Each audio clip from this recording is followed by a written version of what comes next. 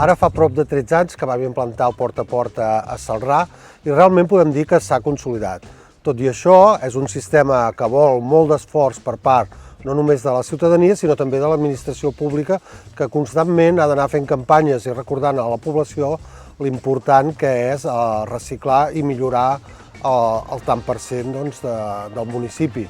I evidentment millores en podem fer sempre, com la taxa justa, que s'ha d'anar treballant per fer-la millor i més eficient de cara a la ciutadania que participa correctament.